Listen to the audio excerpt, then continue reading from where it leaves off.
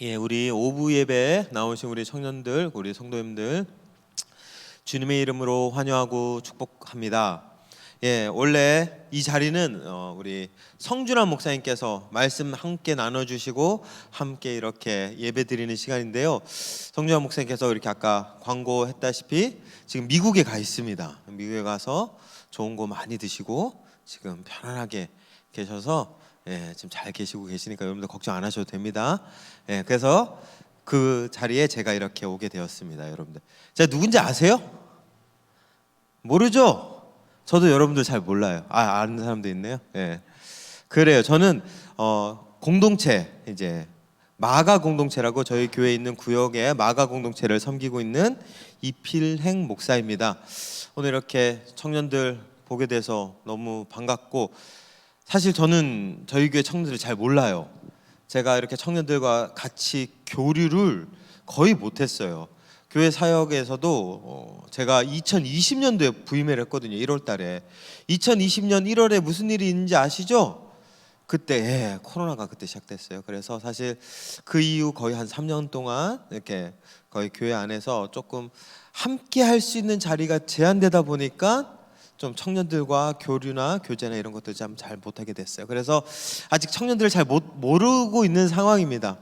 그래서 저는 오늘 이 자리가 그래도 이렇게 청년들 이름은 모르지만 청년들이 누가 있는지는 그래서 알 수 있는 저한테는 좀 귀중한 자리인 것 같아요. 오늘 이렇게 함께 말씀 나누고 함께 이런 은혜의 자리를 통해서 서로 좀 알아가고 하나님의 말씀 안에서 함께 도전받는 그런 시간 되었으면 좋겠습니다. 여러분들 지금 사순절인 거 아시죠? 사순절에 우리 청년들은 어떻게 이 사순절을 보내셨나요? 사순절.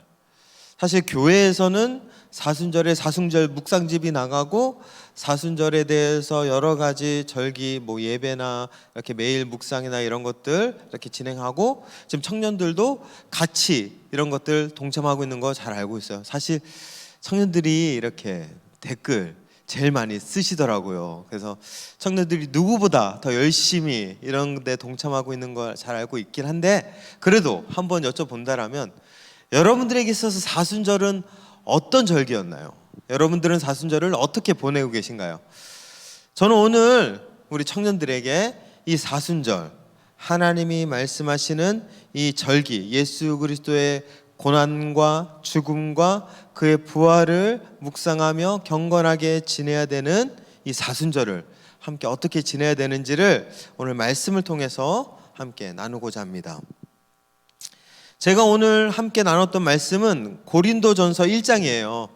여러분들 고린도전서를 잘 이해하려면 고린도 교회, 그리고 그 고린도 교회가 있었던 고린도 도시, 이곳이 어떤 곳인지를 우리가 좀 잘 알 필요가 있어요. 먼저 제가 고린도 도시에 대해서 좀 설명드릴게요. 이 고린도 도시는 굉장히 부유한 도시입니다. 특별히 로마가 식민지 지역 가운데서 퇴역 군인들을 위해서 특별히 주전 44년에 세워진 도시예요. 그렇다 보니까 여러분들도 아시겠지만 계획된 도시는 그 안에 기반 시설이 잘 갖춰져 있겠죠. 그리고 이곳이 지정학적으로 굉장히 좋아서 무역을 하기에 굉장히 용이한 곳이었습니다. 그리고 이곳이 자원이 풍부했어요. 페이레네 수원이라고 해서 끊임없이 물이 막 넘쳐난대요. 그래서 이 고린도 도시에서는 많은 사람들이 풍부한 자원 속에서 여러 가지 경제적인 혜택과 이득을 보고 있는 그런 풍요로운 도시가 바로 고린도입니다. 그런데 이 고린도라는 도시에서 특별히 발달되어 있는 학문이 있었어요. 어떤 학문이냐면은 수사학이에요. 수사학. 여러분 수사학이 뭔지 아세요? 오늘날에는 수사학이라는 말이 없죠. 대학교에서 수사학과 없잖아요, 맞죠?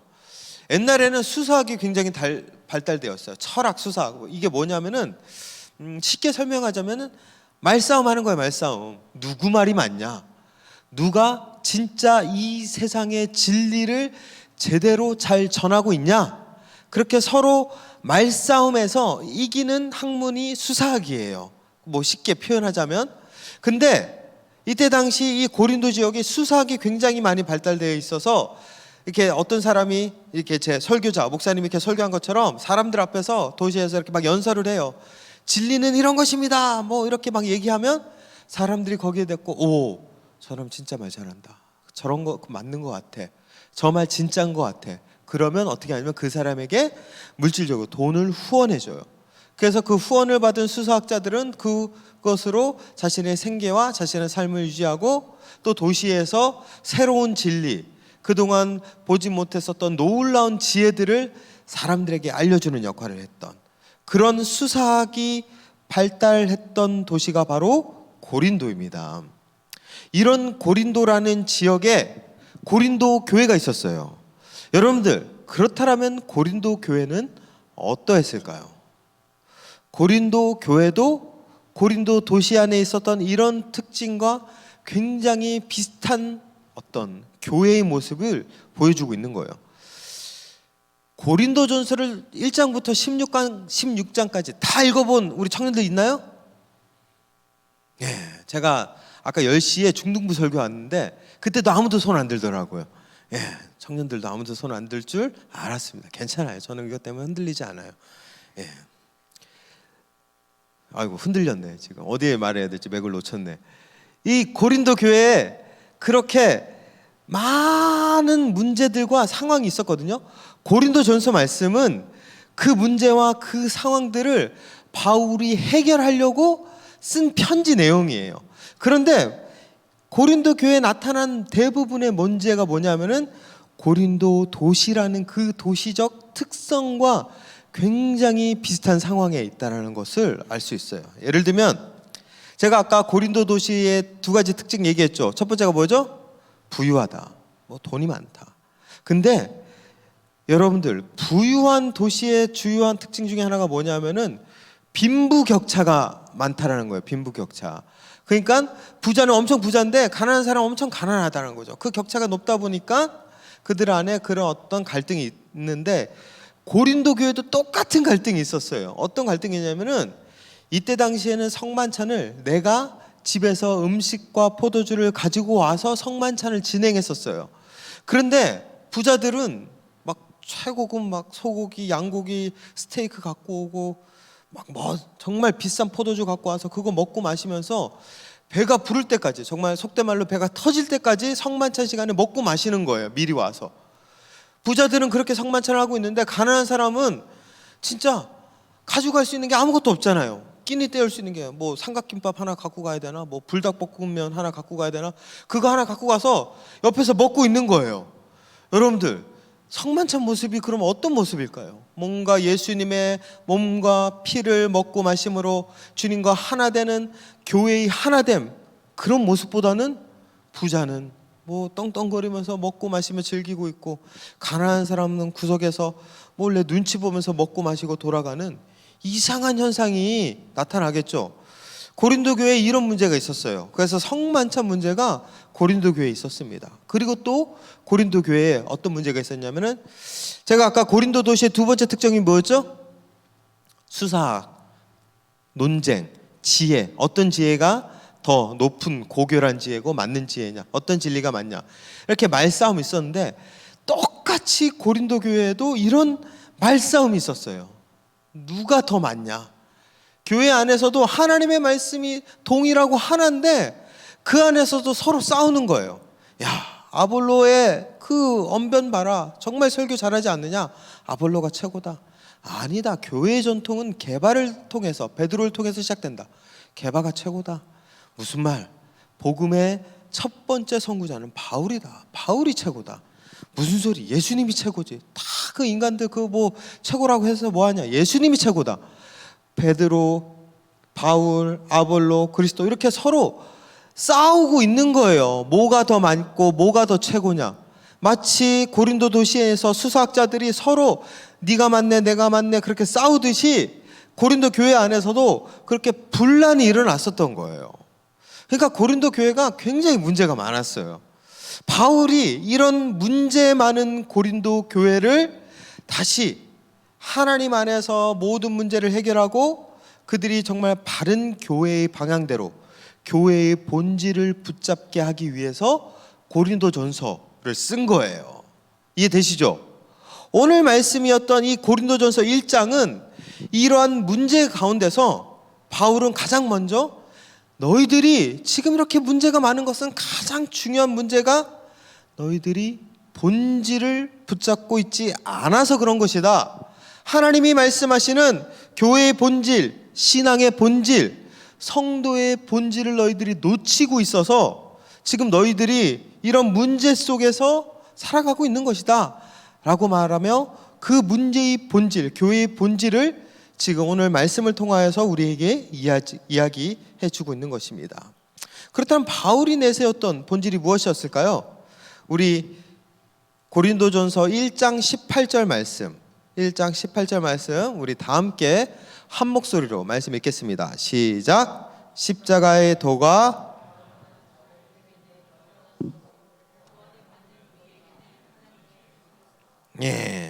십자가의 도가 멸망하는 자들에게는 미련한 것이요 구원을 받는 우리에게는 하나님의 능력이라.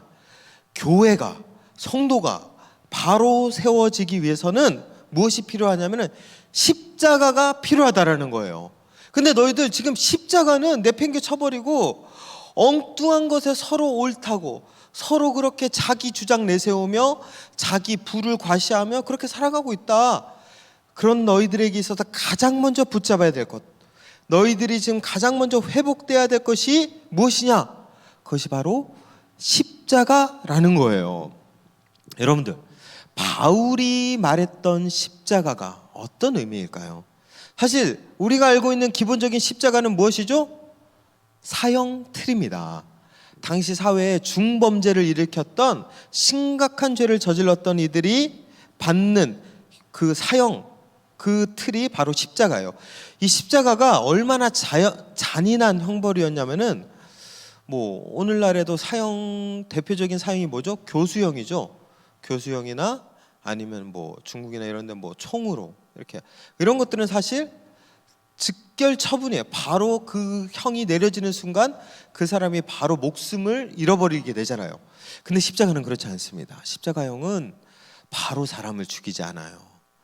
그 십자가에 매달려서 고통 속에서 서서히 죽여요. 그래서 어떤 사람들은 3일, 4일 동안 고통 속에 신음하다가 죽어가는 형벌이 바로 십자가형입니다.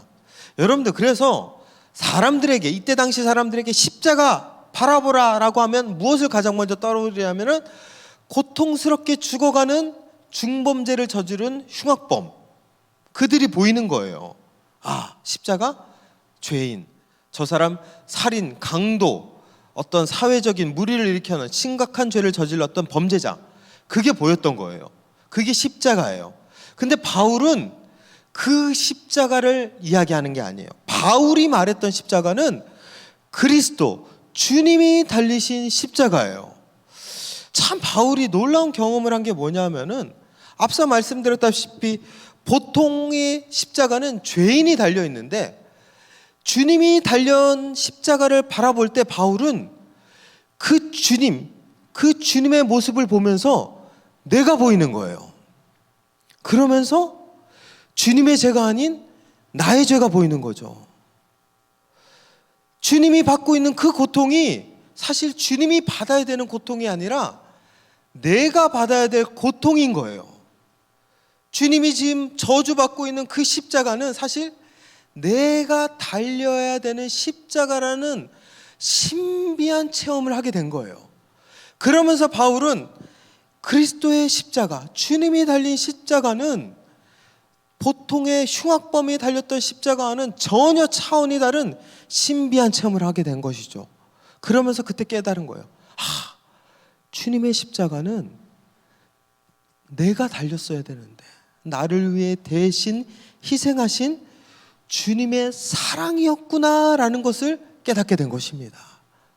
그러면서 바울은 그리스도의 십자가가 나를 살렸던 십자가고, 그리스도의 십자가가 나를 자유케 했던, 죄에서 나를 온전케 했던 능력의 십자가라는 사실을 알게 된 것이죠. 바울이 이것을 붙잡으라는 거예요. 너를 살렸던 십자가, 나를 살렸던 십자가, 나의 죄를 대신 지고 가신 십자가, 내가 받아야 될 벌, 내가 받아야 될 저주를 대신 감당하신 그리스도의 십자가, 그 십자가가 교회가, 우리가 붙잡아야 될 믿음의 본질이라는 것입니다. 이것을 바울이 지금 고린도 교인들에게 그리고 우리들에게 권면해 주고 있는 것입니다. 여러분들, 그렇기 때문에 사순절에 우리가 무엇을 붙잡아야 될까요? 바로 이 그리스도의 십자가입니다. 사실 내가 달렸어야 되는데, 내가 죽었어야 되는데 나를 위해 주님이 대신 달리신 거예요. 주님이 대신 그 십자가의 그 대속의 사랑으로 우리를 위해 희생하신 거예요. 그렇기에 우리는 그 사랑을 묵상하며 나아가는 것이 사순절에 우리가 해야 될 일입니다. 근데 여러분들, 신비하지 않나요? 한번 그런 생각 해본 적 있어요? 바울은 어떻게 그리스도의 십자가가 그런 능력이 나에게 나타나게 될 것이라 그걸 알게 되었을까요? 여러분들 그런 생각 해본 적 없으세요? 그냥 예수님, 그냥 30대 청년이 매달려 있는데 그 청년의 십자가를 보면서 저것을 어떻게 나의 죽음, 나의 죄를 대신 짊어가신 사랑의 십자가로 바울이 깨달았을까요? 사실 이것은 신비입니다, 여러분들. 기독교에서 설명할 수 없는 영역이 있어요. 그것은 신비의 영역이에요. 그런데 이 신비의 영역이라고 해서 설명할 수 없다고 해서 알 수 없는 건 아니에요. 이 말이 무슨 말인지 이해가 되세요?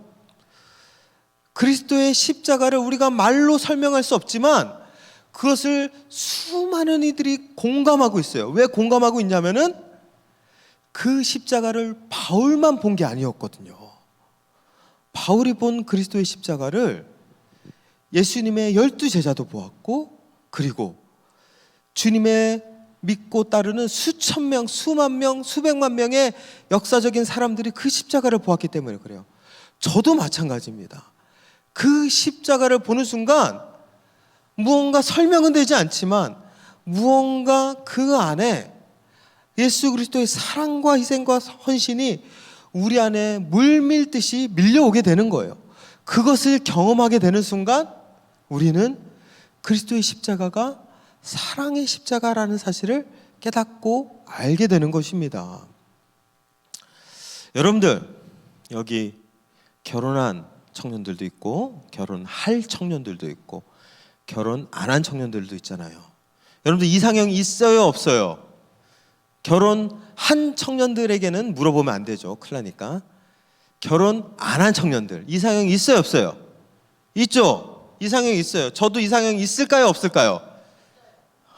있어요. 예, 맞아요. 물론 제 지금 아내가 이상형이라고 여러분들 혹시, 근데 여러분들 제 아내가 누군지 모르잖아요. 예, 그러니까 제 마음대로 얘기해야 되겠네요. 예, 저도 이상형이 있어요.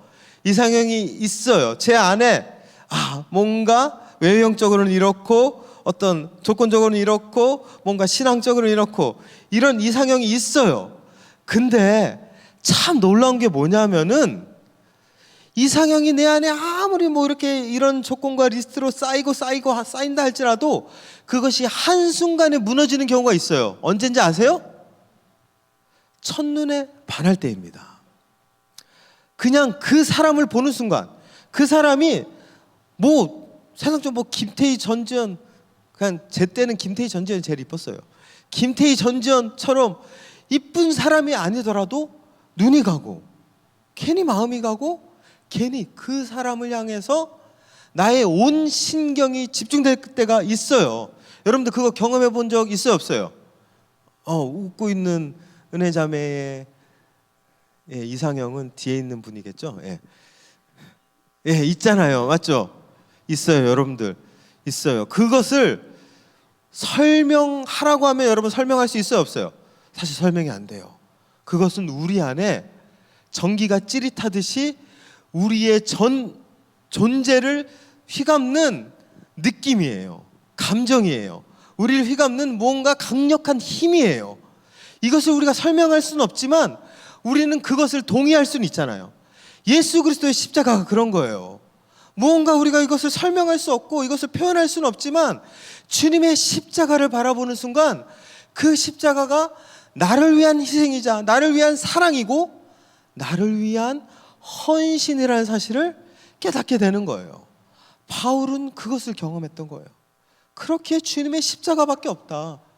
그 십자가가 나를 살렸고 그 십자가가 나를 온전케 하였다라고 그렇게 고백하고 있는 것입니다. 여러분들, 우리 청년들에게 제가 이 시간 이 말씀을 통해서 권면드리고 싶은 것은 바로 이런 주님의 십자가의 대면입니다. 여러분들은 주님의 십자가를 만난 적이 있으세요? 주님의 십자가 앞에 그 사랑과 그 희생을 느껴보신 분이 계신가요? 물론 그것이 옛날 과거의 사건인 분들도 있을 거예요.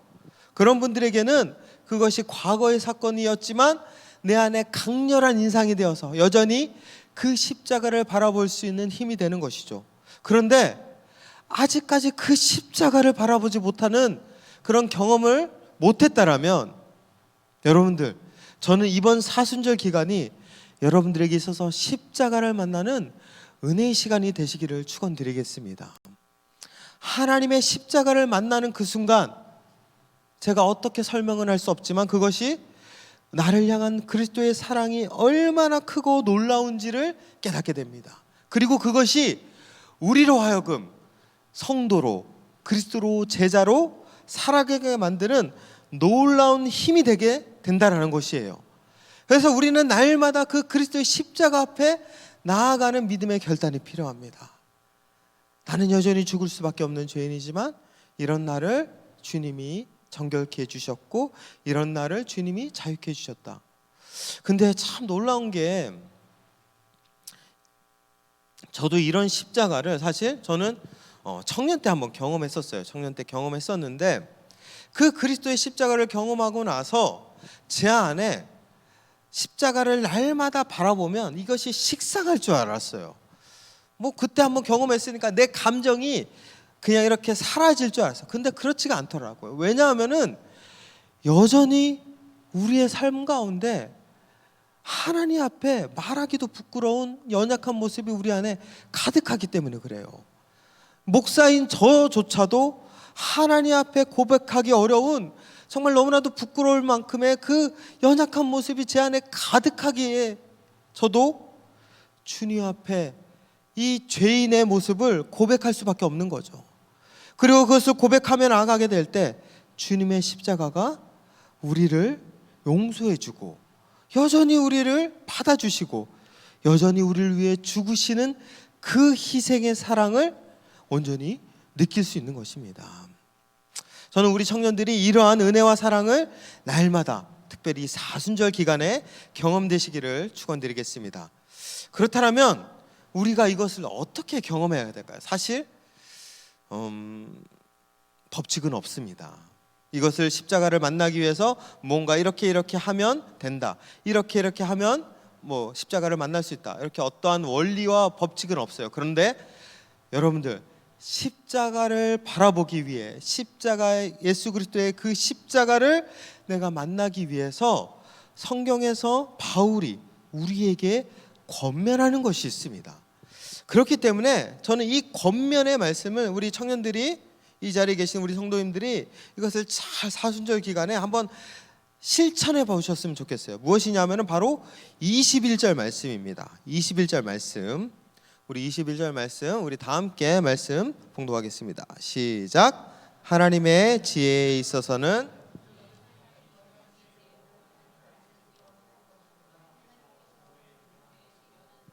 믿는 자들을 구원하시기를 기뻐하셨도다.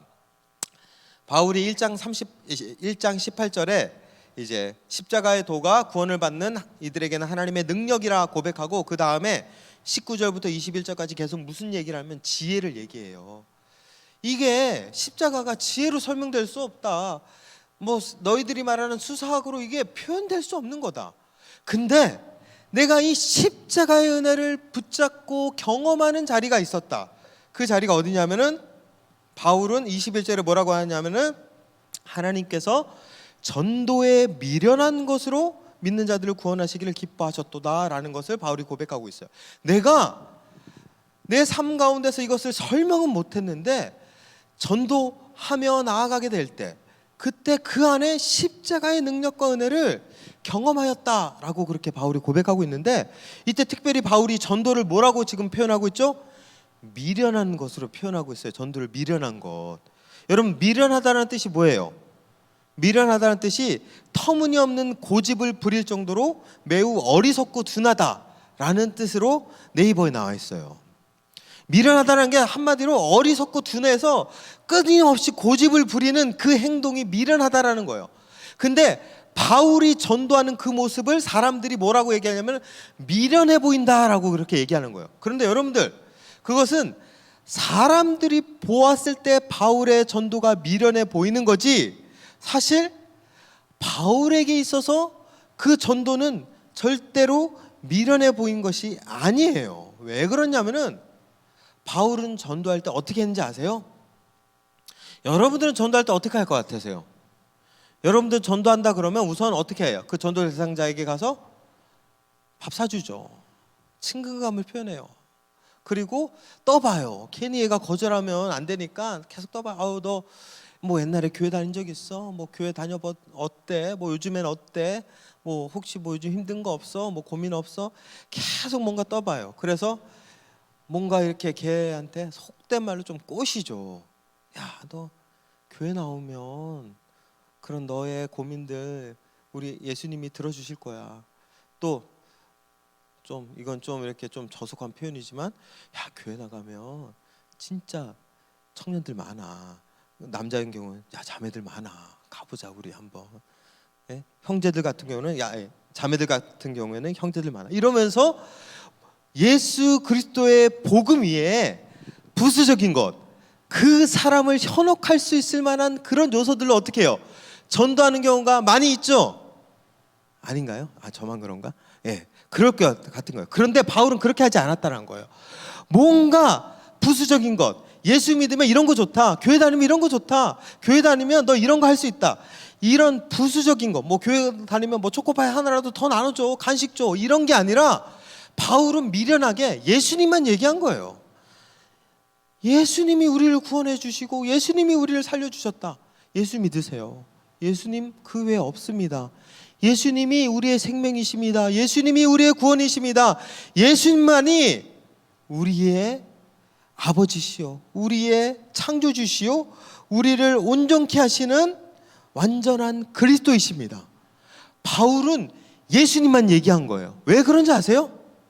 바울이 봤을 때 나에게 있어서 최고는 누굴까요? 예수님인 거예요. 그렇기에 최고인 예수님만 전해도 되는 거예요. 최고인 예수님만 전해도 완전한 거예요. 완벽한 거예요. 그렇기 때문에 바울은 온전히 예수님만 전하며 나아갔던 것이죠. 그런데 그게 미련해 보인 것입니다. 세상 사람들이 봤을 땐, 아니, 전도를 왜 이렇게 세련되게 못해? 좀 사람의 마음을 얻어가며 사람의 그런 것들을 좀 이렇게 좀 구슬려 가면서 이렇게 좀 세련되게 뭔가 좀 그 마음을 얻어가면서 좀 이렇게 지혜롭게 해야지, 그렇게 예수님만 전한다고 전도가 돼? 라면서 사람들이 바울의 전도를 비방했던 것이죠. 그래서 바울의 전도를 미련한 것으로 보았던 거예요. 그런데 바울은 그렇지 않은 거예요. 바울은 아니야, 난 예수님이 최고야. 난 예수님밖에 없어. 그러니까 나에게 최고의 것을 나는 사람들에게 전한 것뿐이야 라고 얘기하는 거예요. 제가 왜 이 말씀을 드리냐면요, 바울은 이처럼 전도의 그 자리 가운데서 예수님만 전했습니다. 예수님만 높였어요. 예수님만 생각했어요. 그 외에 다른 것들은 생각하지 않았습니다. 근데 놀라운 것은 주님만 생각하니까 그 주님을 생각했던 전도의 자리를 통해서 바울은 날마다 무엇을 붙잡을 수 있었을까요? 십자가를 붙잡을 수 있었던 거예요. 주님만 전하고 주님만 생각하고 주님만 높였더니 그 삶의 자리를 통하여서 십자가만 그 마음 가운데 기억되고 십자가만 그 삶 가운데 날마다 생각나게 될 수 있었던 것입니다. 여러분들, 사순절 기간 동안에 그래서 이 바울의 모습 우리가 잘 묵상하셔야 돼요. 어떻게 해야 될까요? 우리가 십자가의 그 그리스도를 만나기 위해서 우리도 우리의 삶 가운데 예수님만 기억하고 예수님만 전할 수 있고 예수님만 높일 수 있는 특별한 자리, 특별한 시간을 여러분들이 가지셔야 됩니다. 이것은 단순히 경건의 차원을 뛰어넘는 내 삶 가운데 내가 반드시 사수해야 될 어떤 믿음의 결단이에요. 내가 이 시간만큼은, 이 자리만큼은 다른 거 생각하지 않겠다. 여기에서 그 어떠한 것이 나를 유혹하고 나를 현혹시킨다 할지라도 그저 바울이 전도할 때는 주님만 생각하고 주님만 전했듯이 나 역시도 이 시간, 이 자리에서만큼은 주님만 생각하겠다. 이 자리에서만큼은 주님만 전하겠다. 이 자리에서만큼은 온전히 그 예수 그리스도가 나를 위해 죽으신 그 사랑이 얼마나 크고 놀라운지 그것만 내가 생각하겠다. 그렇게 결단하며 나아가는 그 자리, 그 자리가 그리스도의 십자가를 만나는 은혜의 자리가 되었던 것입니다. 여러분들, 그렇기 때문에 그런 자리를 여러분들이 잘 사수하셨으면 좋겠어요. 근데 이런 자리가 우리 오늘날 대부분들에게는 어떤 자리가 될까요? 사실 예배의 자리죠. 맞죠? 이 자리는 하나님께 집중할 수 있고 하나님께 나아갈 수 있는 정말 좋은 자리예요. 그렇기 때문에 여러분들 사순절 기간 동안 당연히 예배의 자리는 절대 놓치시면 안 돼요. 근데 저는 예배의 자리를 말하기 위해서 지금 이야기를 한 게 아니에요. 제가 말씀드리고 싶은 것은 여러분들이 삶의 현장에 있는 그 자리에서 이런 예수님만 높이고 전하고 바라볼 수 있는 그 자리를 만들라는 것이에요. 왜냐하면 바울도 전도의 미련한 자리를 통하여서 십자가의 은혜를 누릴 수 있었습니다. 사실 여기는 우리에게 준비된 자리이기 때문에 이 자리는 어떻게 본다라면 우리에게 있어서 안식처와 같은 곳이에요. 그러나 이 자리를 뛰어넘어 하나님이 말씀하시는 부르심의 현장, 하나님이 말씀하시는 사명의 현장에서도 그러한 믿음의 결단이 우리 안에 있어야 돼요. 그래야 그 자리 가운데서 진정한 십자가의 은혜가 무엇인지 깨달을 수 있었습니다. 오늘 바울은 그것을 권면하고 있어요. 그리고 그 자리를 통해서 놀라운 하나님의 은혜를 경험할 수 있었던 것이죠. 그런데 제가 참 이런 말씀을 드리는 게 그런 게, 이렇게 나의 삶 가운데서 하나님이 말씀하시고 하나님이 온전히 드러내고 하나님만 집중할 수 있는 그런 삶의 자리를 만든다는 것, 사실 이것이 쉽지가 않습니다. 왜 그러냐면은 그것을 할 때 가장 먼저 우리 안에 다가오는 것이 있어요. 그것이 뭔지 아세요? 바로 희생입니다. 바울은 일평생 전도에 미련한 것을 붙잡고 살았어요. 그런데 여러분들, 바울의 인생이 어땠는지 아십니까? 결코 평탄하지 않았습니다. 사실 바울은 역사적으로 하나님을 믿지 않는 이들의 입장에서 봤을 때 실패자였어요. 그렇게 열심히 복음 전하고 살다가 결국에는 어떻게 했죠? 화형에 처해 죽었거든요. 그의 인생은 정말 비참한 최후를 맞이하였습니다. 그렇기 때문에 이 바울의 모습은 어떻게 본다면 세상 사람들이 보았을 때, 세상에서 보았을 때는 초라해 보이는 그런 인생이었던 것이에요. 그런데 바울도 그것을 알고 있어요. 그래서 22절에서 24절까지의 말씀을 보면 바울이 자신이 그렇게 온전히 하나님만 전하고 예수 그리스도만 붙잡는 그 자리의 모습이 어떠했는지를 이야기하고 있어요. 22절에서 24절 말씀인데요, 우리 말씀 다 함께 같이 읽을게요. 시작. 유대인은 표적을 구하고 헬라인은 지혜를 찾으나 우리는 십자가에 못 박힌 그리스도를 전하니 유대인에게는 거리끼는 것이요 이방인에게는 미련한 것이로되 오직 부르심을 받은 자들에게는 유대인이나 헬라인이나 그리스도는 하나님의 능력이요 하나님의 지혜니라. 바울이 열심히 전도했는데 세상에서 유대인, 헬라인, 한마디로 바울 외에 수많은 사람들이에요. 모든 사람들은 바울이 전했던 예수님은 관심이 없는 거예요. 바울이 높였던 예수님은 그냥 그들에게 있어서는 논의 대상인 거예요. 오히려 유대인들은 표적을 구하는 거죠. 야, 그렇게 예수 믿으면 뭐 기적이 일어나? 병 고쳐져? 뭐 부자 돼? 그렇게 예수 믿으면 뭐 좋은 데 취업하고 뭐 결혼하고 뭐 내 집 장만하고 형통하게 잘 살 수 있어? 한번 보여줘봐. 유대인들은 표적을 계속 구하는 거예요. 근데 바울은 그것을 보여줬어요? 안 보여줬어요?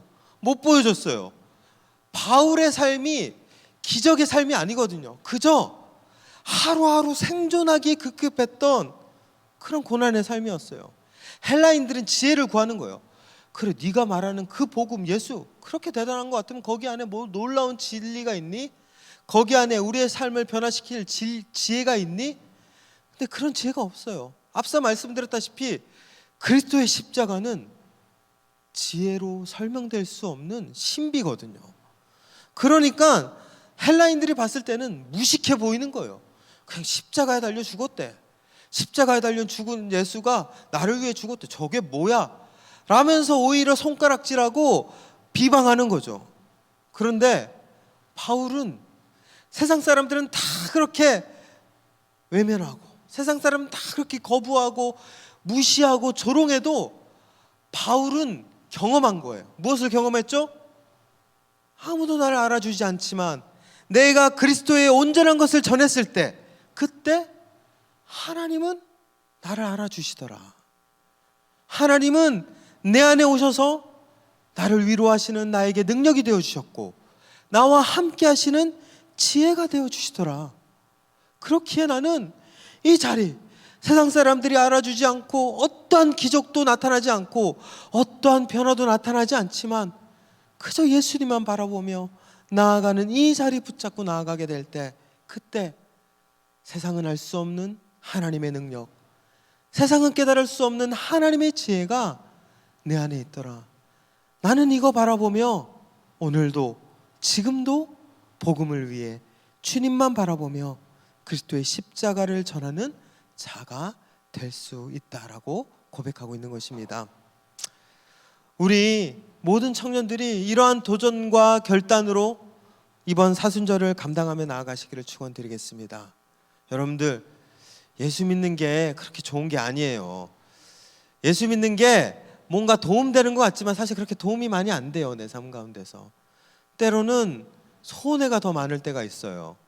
때로는 아픔이 더 많을 때가 있고 억울할 때가 더 많이 있습니다.